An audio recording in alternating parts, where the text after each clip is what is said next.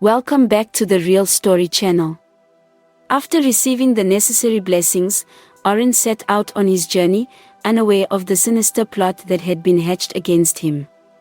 As soon as he departed, the high priest secretly alerted Prince Ukendo that the time had come to execute their plan. Ukendo swiftly dispatched his 3 most loyal guards, instructing them to ambush and kill Adanne in the forest. Tracking Adanne into the dense woods, the guards followed his trail.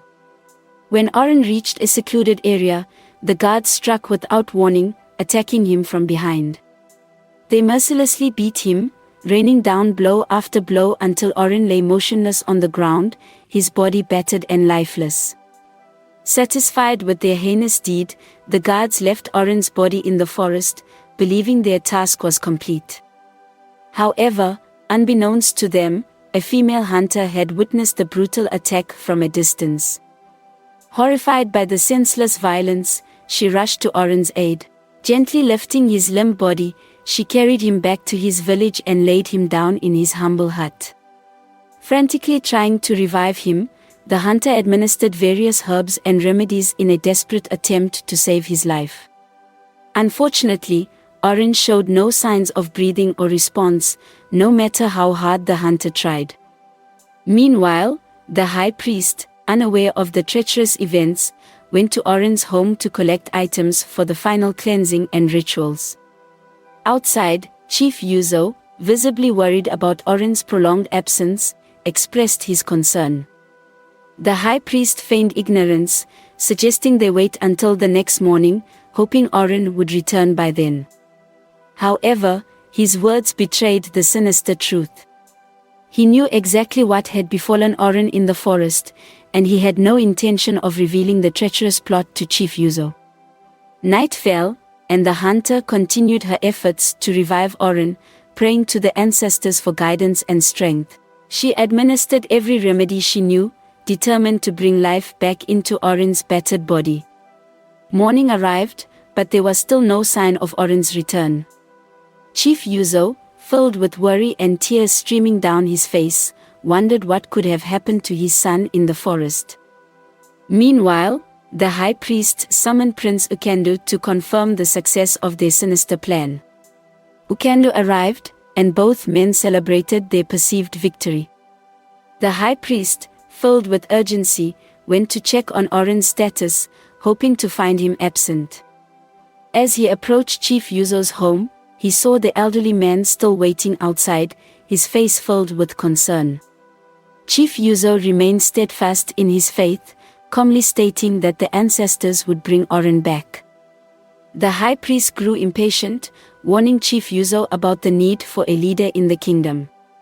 As night fell once again, Chief Yuzo remained unwavering in his vigil, refusing to succumb to despair. He called upon the ancestors to guide and protect Adanne, firmly believing that their divine plan would be fulfilled. Meanwhile, the hunter continued her tireless efforts to revive Adanne, unaware of the turmoil and uncertainty gripping the village. She prayed and administered every remedy she knew, determined to bring life back into Adanne's battered body. As news of Adanne's apparent failure to return spread, Prince Ukendo and his loyal bodyguards began jubilantly celebrating the imminent coronation. They cheered and reveled, while Ukendo promised them immense wealth and riches. The arrogant prince lavished effusive thanks and rewards upon the bodyguards, crediting them for enabling him to seize the ultimate prize of becoming the High King over all 5 kingdoms. While celebrations rang out from Ukendo's quarters, an air of solemnity and worry hung over Chief Yuzo's modest home. When the devastating news reached the wise healer about the high priest's sinister plans to install Ukendo as king in Adanne's place, Yuzo became deeply troubled. However, his faith in the ancestors and their divine plan for his adopted son never wavered. Yuzo remained steadfastly planted outside the front of his home, keeping a silent vigil just as he had done countless times, awaiting Adanne's return. The elderly man's eyes stayed focused on the horizon, periodically closing as he directed passionate prayers to the ancestors to protect Adanne and bring him home safely before it was too late. No matter how dire the situation appeared, With Ukandu's corrupt celebrations growing louder, Yuzo's trust in the ancient ways remained unshakable. He knew the ancestors would never allow a heart as pure and noble as Oren's to be extinguished, no matter how deceitful or malicious the forces working against him might be.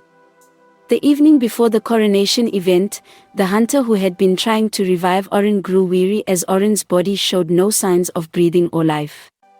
Believing Oren was dead, the hunter decided to discard the body in the midnight hours to avoid being labeled a murderer. As night fell, Oren's body remained cold and motionless, having not moved since the days of the attack. The hunter carefully carried Oren's lifeless form, intending to dispose of it deep in the forest. Upon reaching the chosen location, she gently laid Oren down and looked at him one final time before turning to leave. However, the hunter had only taken a single step away when she heard a faint cough and wheezing sound. Whipping around in a rush, she saw Oren's chest ever so slightly rising and falling. Oren was alive. The hunter swiftly scooped him up and hurried back to his small hut, cradling Oren's fragile body. Once inside, the hunter tended to Oren, preparing a steaming hot tea to help revive his battered frame. As Oren slowly sipped the revitalizing brew, strength and awareness gradually returned to his weary form. Finally, his eyes fluttered open, and he asked in a raspy voice what had happened and how many days he had been there. The hunter proceeded to recount the harrowing events, explaining how men dressed as royal guards had viciously attacked and beaten Oren, leaving him for dead. During the assault, Oren had recognized one of the guards from the day Prince Ukandu married Princess Adanne years earlier. Oren was shocked and enraged to learn that Ukandu's own men had tried to kill him. As memories came flooding back, he recalled that the following day was meant to be his official coronation ceremony to become the High King over all 5 kingdoms. If he failed to appear, the corrupt high priest would surely crown Ukandu in his place. Realizing the dire urgency of the situation, Oren begged the hunter to help him and accompany him back to his village that very midnight. Though the hunter protested that Oren needed more time to regain his full strength, the determined prince insisted he needed to find his father, Chief Yuzo, immediately and inform him of the assassination attempt. Oren was surely deeply worried over his son's mysterious disappearance. Seeing the resolve in Oren's eyes, the hunter finally agreed to make the journey with him under cover of night. They swiftly prepared supplies and set off, moving as swiftly as Oren's battered condition would allow. Driven by the knowledge that reaching Chief Yuzo before dawn could be crucial in thwarting Ukandu's treacherous plot, they traveled through the dense forest by moonlight, making use of ancient hunting trails and wisdom to navigate the terrain swiftly yet safely. Oren remained on high alert, his nerves frayed as every snapping twig or rustling brush raised fears that more of Ukandu's assassins could be lying in wait. However, the journey passed without any further incident, and as the first rays of dawn began peeking over the horizon, Oren and the hunter finally arrived at the outskirts of the village. Oren felt his heart clench at the familiar sights and sounds of the modest community that had been his entire world for so many years before his true destiny was revealed. Renewed determination filled his veins, fueled by righteous anger over the grievous wrongs committed against him simply for having the audacity to be born the rightful heir. No matter what further trials lay ahead, Oren knew he could not allow the ancestors' sacred choice to be usurped by corrupt men like Ukandu and the high priest. As they approached Chief Yuzo's humble dwelling, Oren could see the elderly healer's silhouette sitting exactly where he had left him. Days earlier, Oren maintained a steadfast vigil, awaiting his adopted son's return, despite the wounds, exhaustion, and turmoil weighing on him. With a tired smile, he reassured himself that his father, Chief Yuzo, still placed unwavering faith in him and the ancestors' grand design. As they approached Oren's house, Chief Yuzo sat outside, hopeful and believing that Oren would return to him. He set his eyes on the figures approaching from a distance and called out to his son. Upon hearing his son's voice, Chief Yuzo swiftly stood up and rushed to embrace his long-lost child, thanking the ancestors for seeing Oren through his ordeal safely. However, Yuzo quickly noticed the wounds and bandages covering Oren's body, deeply concerned. He immediately asked what had happened and who the accompanying woman was that had brought Oren back. Yuzo swiftly brought out a chair, and they sat down together that night to recount the harrowing events. The female hunter narrated how people dressed as royal bodyguards had viciously attacked and tried to kill Oren. Being outnumbered 3-1, the hunter could not directly intervene, so she hid and watched, waiting for an opportunity to help Oren. Afterwards, Oren added that during the assault, he had recognized one of the guards from Prince Ukendu's wedding to Princess Adanne years earlier.